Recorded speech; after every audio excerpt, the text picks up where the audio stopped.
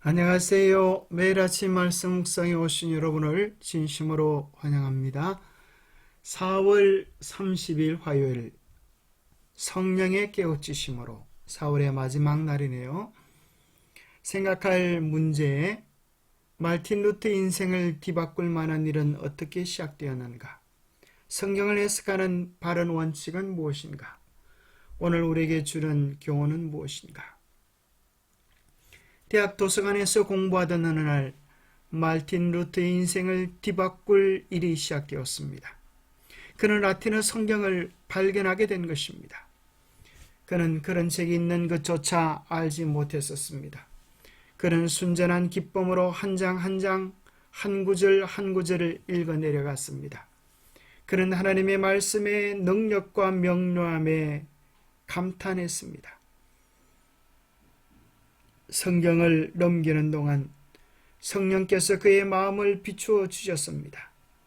전통으로 가려져 있던 진리가 성경의 장마다 튀어나오는 것처럼 보일 때에 그는 성령께서 자신을 인도하심을 느꼈습니다. 그는 성경을 처음 본 경험을 이렇게 기록했습니다. 오 하나님, 나에게 이런 책을 주셨으면. 오늘은 누구든 원하면 성경을 읽을 수 있는 때에 살아가고 있습니다. 성령의 도우심은 우리에게 열린 마음을 주셔서 이 세상의 그 어떤 것보다도 하나님 말씀 앞에 바로 서게 해주는 것입니다. 마치 루터가 도서관에서 하나님 말씀을 발견했던 것처럼 오늘 우리가 성경에서 오늘 우리에게 주시는 주의 음성을 새롭게 발견하는 것은 우리 인생을 뒤바꿀 만한 위대한 변화를 가져오게 될 것입니다. 그렇다면 성경을 어떻게 해석해야 할까요? 성경을 해석하는 바른 원칙은 무엇일까요? 요한복음 14장 25절 26절에 보면 내가 아직 너희와 함께 있어서 이 말을 너희에게 하였거니와 보혜사 곧 아버지께서 내 이름으로 보내실 성령 그가 너희에게 모든 것을 가르치고 내가 너에게 말한 모든 것을 생각나게 하리라. 성령의 영감으로 기록되어진 이 말씀은 역시 성령의 지도하심을 통하여 바르게 이해될 수 있음을 우리 주님 말씀하십니다.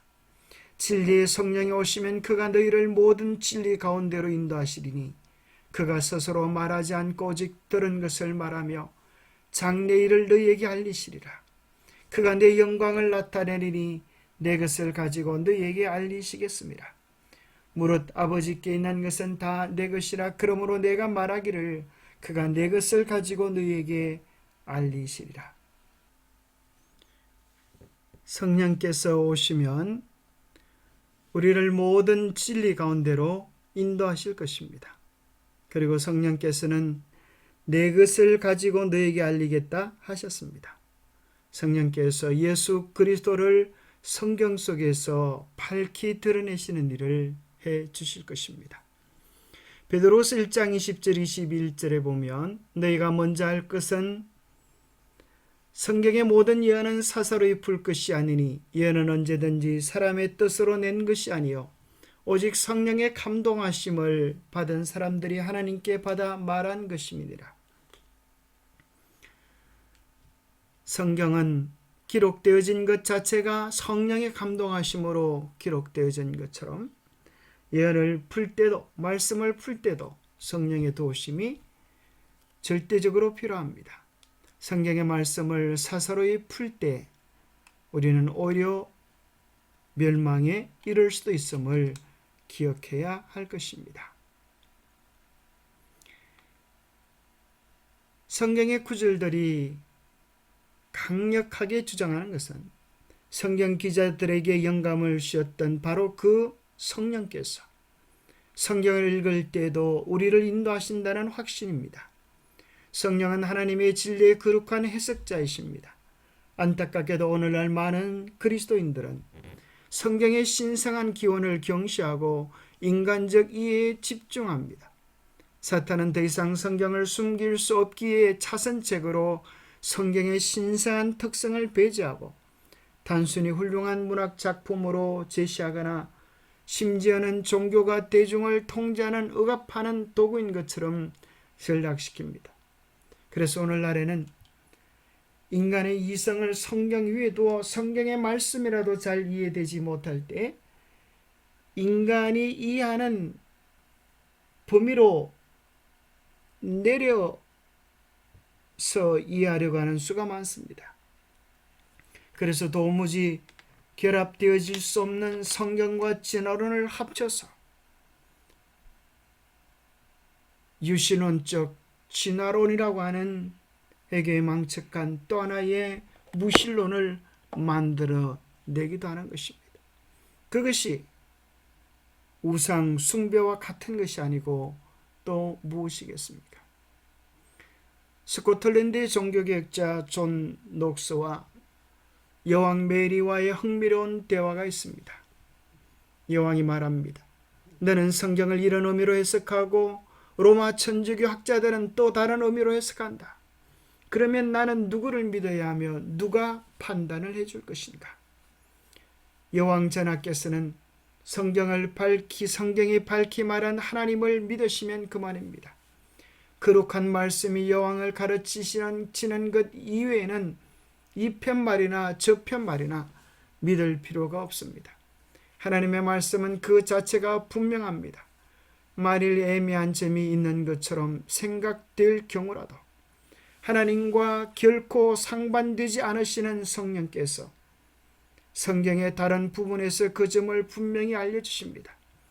그러므로 사람이 짐짓 마음을 완악하게 하여 무지한 데에 묻히지 않는 한 의구심을 가질 일은 결코 없을 것입니다.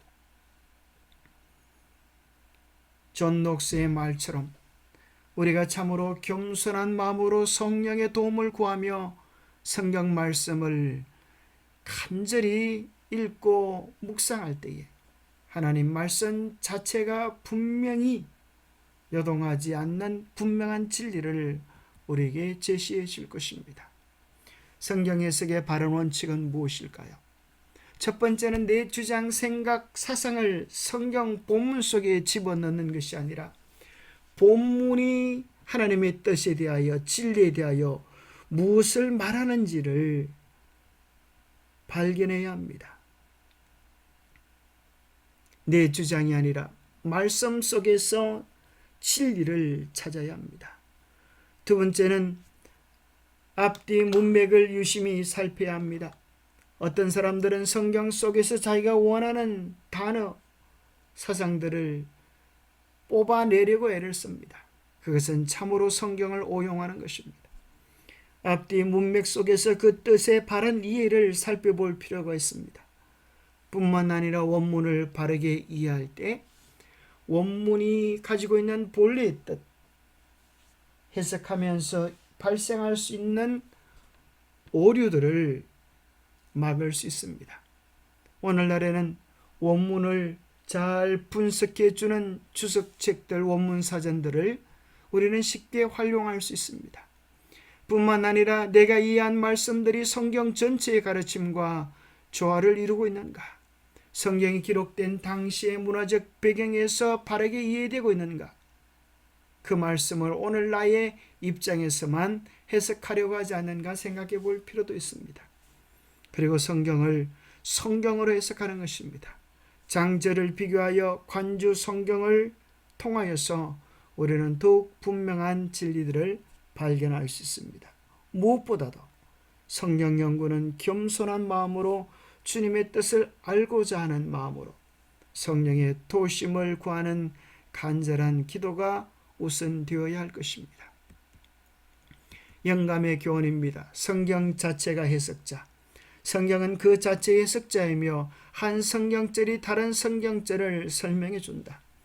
동일한 주제에 관련된 성경절을 비교함으로써 그들은 결코 생각지 못했던 아름다운 조화를 보게 될 것이다. 이 책 중에 책을 숙독하는 것만큼 정신을 강하게 하고 크게 하고 향상시키고 고상하게 하는 다른 책은 없다.